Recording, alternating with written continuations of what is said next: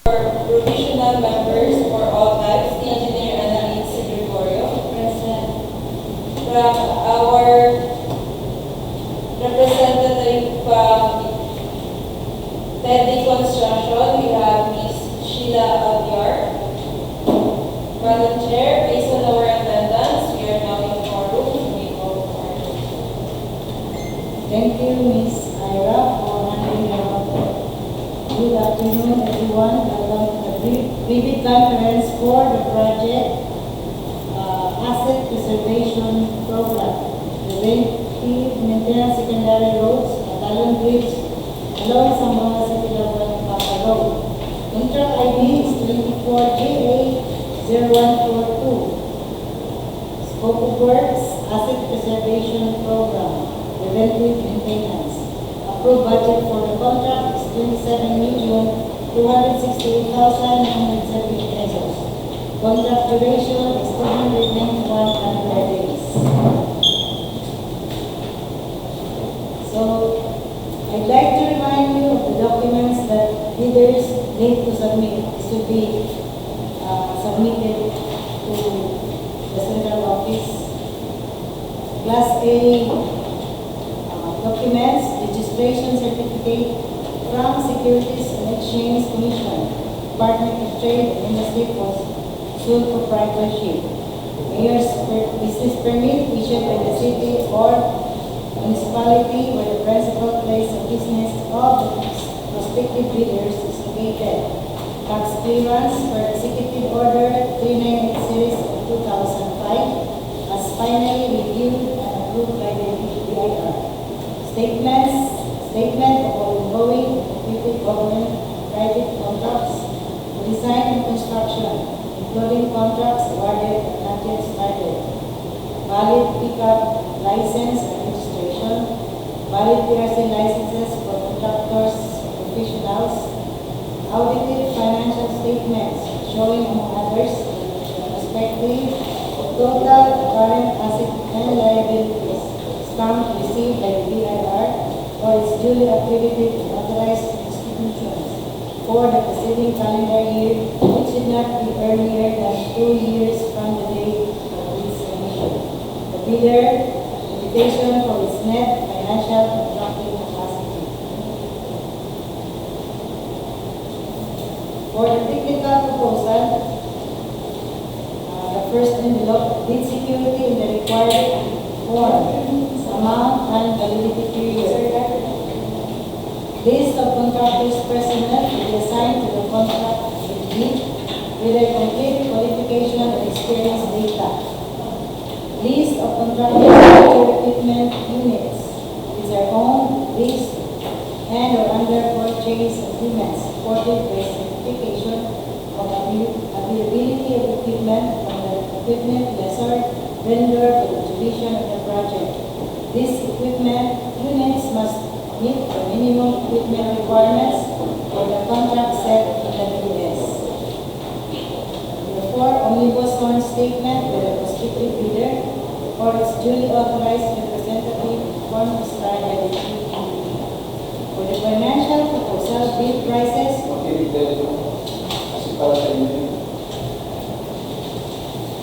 we shall include the detailed engineering cost in the prescribed form. Detailed estimates, including a summary sheet indicating the unit prices of construction materials, labor rates, and equipment rentals used in coming up with the bid. Cash flow by quarter. We have to use the form DPWH INFR-18. So at this point, I would like to invite Engineer Will first. Will is explaining first. It's the box culvert. Box culvert by one section part of section ng road. Ano yan? May box culvert po. O may box culvert. Anong size?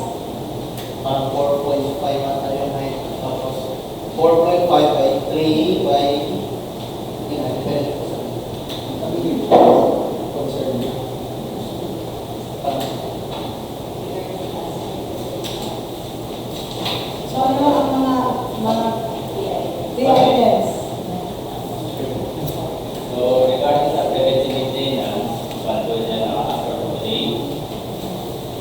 dedication sa plano sa education, usually kung may mga ulit dalawang items, written, pati CO2. Tapos with the specific thickness, based sa plan, mga 50 mm yung kanya thickness.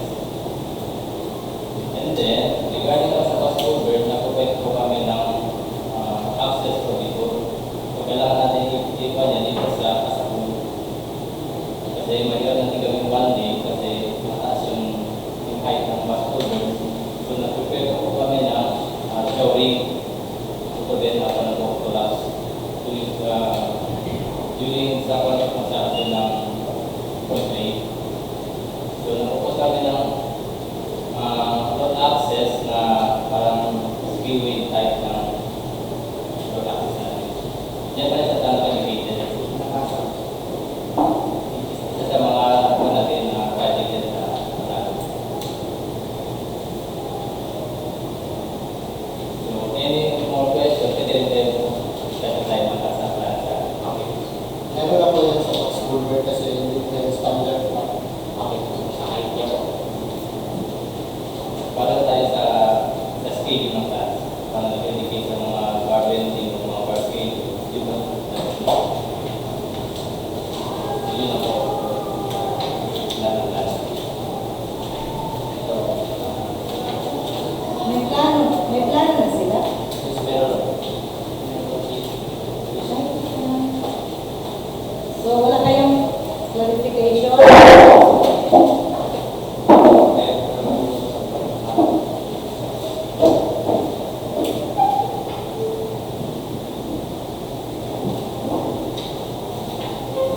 So, ang technical working group, may concerns din sila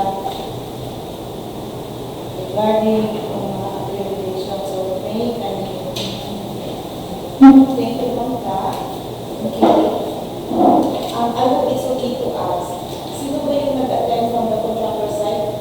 Sila po ba yung gumagawa ng documents or any technical on your side? Ako financial. And Life support po. Naka-drop po sa documents. liaison, okay. So, since this is actually the main scope for this asphalt overlay, please be informed that we shall implement all the field engineers dapat accredited po siya sa DPWH. PE at saka FE. So, pwede mo magtanong, anong contact year? Okay, Teddy. So, as you know, no, we have these limits as assignments. So, you just go over also on the department order of the DPWH. Anyway, nasa website naman po. Particularly on the department order number 148 series of 2024. Okay? So, latest siya. Pero kailangan natin i-implement. We need to say, your key personnel na i-pledge ninyo should be an accredited PE, not only for the FE.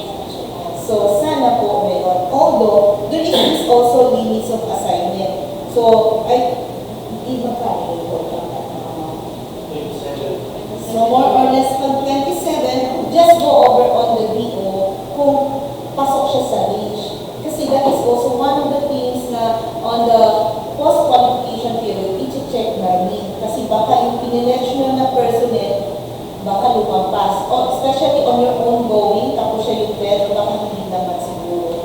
So, you just have to verify, no? So, okay na tayo sa accreditation, ma'am, no? Okay. Okay? So, bed. Okay. So, hindi naman. Yes. Dapat siguro, kung hindi siya kasama sa videos, bigyan sila ng performance department order. Meron na, sir? Meron na kayo? Yes, sir. Noon ba? Yung June ba? Kasi June 29 na yan pag nag-start.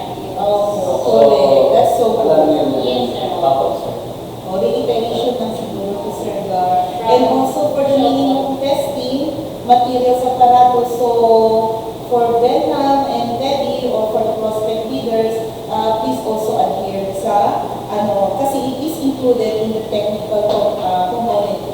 See, material testing apparatus. Not only kung ano yun lang yung ilalagay niyo sa docs, so sa post-qualification period, kailangan yung i-check po. Okay? So, ito talaga. I just do not know whether for Benham or for si Teddy. Since this is asphalt overlay, please ensure na you have this accreditation of asphalt and Portland cement concrete batching plant. So, in this case, asphalt man po. So, dapat you can show to us or attach na accredited po yung batching plant ninyo for asphalt. Okay? Especially for Benham, parang hindi ko na hindi. If ever, pag pwede na expired, please go over also. Kasi si once expired, na po, that is also subject for ano ha. Okay? Ano ba? Ma'am, yung accreditation, ma'am, kung example wala kayong accreditation ng PE, ma'am, meron yung provision up to 100 million, provision pa lang, wala pa accreditation. Sobra sa 100 million, kailangan accreditation na. Kasi nakapasa naman yung PE, ma'am. So wala pa accreditation, yung provision pa lang na nagpipigyan. Pero at least, parang something like, meron siyang ipapakita na documents na pasado siya. Yes, ma'am. Okay. Okay. May pagkita. May panipin number yan, pasa pa lang yan. Yes. Written exam, something like Up that. to 100 million yun, ma'am, pwede na gawin yung provision.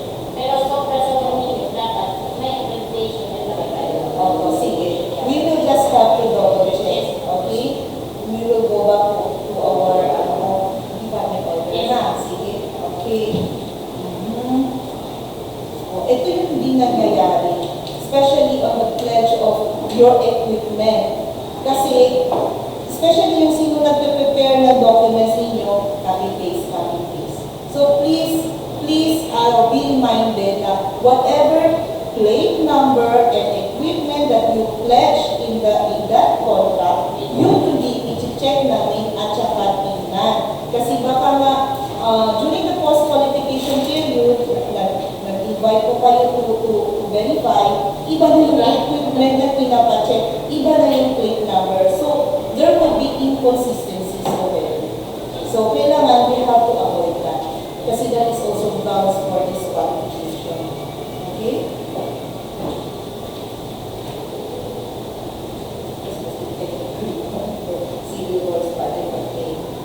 Okay, ito din. For every page of your bid docs, kung Xerox, kung photocopy na po siya, kailangan meron talaga as much as possible certified photocopy, tapos sign. Kasi, with post pa, meron lang signature lang. Tapos yung mga ina-attach na mga valid IDs or license IDs of your pledged key personnel, wala pa talagang signature ng key personnel. Hindi din pwede. Ha? Okay? Pero, in addition to that, may kwento tayo, may certified copy. Yes, po. O, isama nyo, o, mag-mission din, Yes, ma'am. sign. Aside from that, yung every page of the documents is not, may sign din also. Yes, ma'am. Especially the authorized na. Dapat may ginagawa din. Tapos, meron din kaming observation, especially on the format of bid securing declaration at pag example, wala kayong may blank na it whether you will have to provide this stuff. Kung wala, do not leave it lang. It's not applicable. Ilagay talaga. Meron din, yung format, who is the procuring entity, hindi ilagay DPW CCTV. Please always go over line by line kung ano po yung nape-prepare documents. Kasi, since, it is considered as legal document, tapos kulang yung paglagay, something like that. Kasi meron, copy-paste, DPWH Region 9 na. Okay? Anyway, you are actually, nagbibig po kayo sa mga cities. So, dapat, specify talaga siya. Okay? Meron din, ang notarized walang date. Yun. So, just be very careful. And proper tabbings also, para easy lang din yung pagbabrowse po nila. At saka hindi siya, kalaya. So, careful lang din tayo. Okay? Ito. have to indicate the unit price and also the words, in words, the amount in words and the amount in figures. Double check also kung nagkamali kasi based from our implementing rules and regulation, the words would prevail. Na? Dapat talaga naman ito ang gagamitin natin DOT or pwede na paper. Pwede lang as long as kung ano yung naibigay ko sa inyo, tama din yung pagkopya. My number Kasi will, correct. INFR ba yun? Oh, my problem. Yun yung gamitin ninyo. Even, hindi ninyo gamitin yung binigay ng ba. Pero my code, yung code na, yung DPW's form, INFR, yun ang gamitin ninyo. look at the bottom. Meron siyang something like code of that format. Sa page part. Sa page, sa bottom part. So kung meron yan, i-copy din sa soft copy.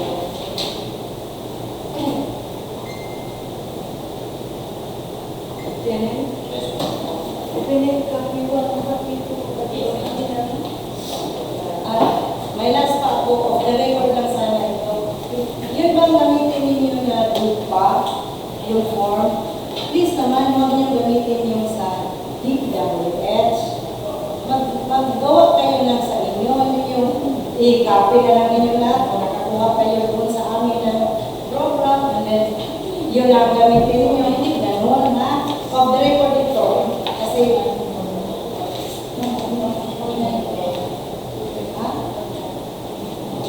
pero yung sa atin ba, yung gamitin nilang lupa, format nila, And also, parang the same sa atin. so try to avoid that. Kasi pagka-paste, nagkakamali talaga. And also, please go over also on your, percentages. Yeah. Kung lalampas kayo, that is also subject for you. There is this limits. So, hindi lang ako sigurado kung ano yung department or whatever. Or sa IRR 9114 yan. So, may mga doon lang, yung mga markups. Meron yung mga, like example, for mobilization, it should not be subjected to markup. So, huwag ilagay. Kung nilagyan ano yung department order, yung nakita mo yung mga markups,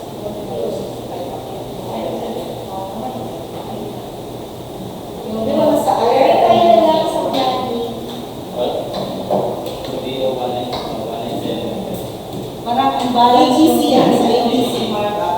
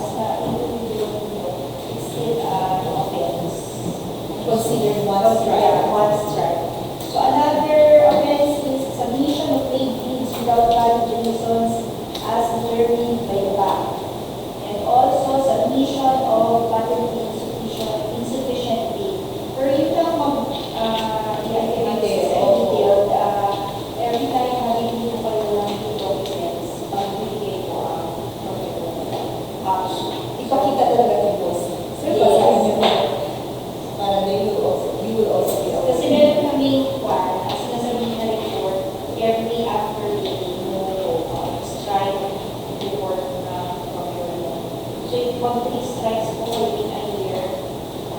So, kung meron pa na counterpart, Next year na naman. Pagka-avoid na, December. Ay, December. Ilan na lang ang projects natin. So, Pero how about if we were, may sumalay ba tayo sa listing sila? Lahat ng contractor, may report. Yes, May may report. Then can you not give them, furnish them a copy para makita nila, uy, third, say ka na kami, third na kami, dapat hindi ako mag-report. Dapat, bigyan ba? Yung sino man pili, bigyan natin ng listing. Dapat hindi But sila I know, in your office also, there is this monitoring also. Ay, bumili ako dito. Sir, kung mag-withdraw tayo, sige, sir ha, basta, Ito basta. pa rin sa akin with the ABC is more than 50. Yun na. Pero yung mga 5 million, only 1 million. Walang libre lang. Pero yung malaki, sa pala natin yun. So, any questions? Noted. Noted lahat ha. Kasi, maskin, silang laka na ako.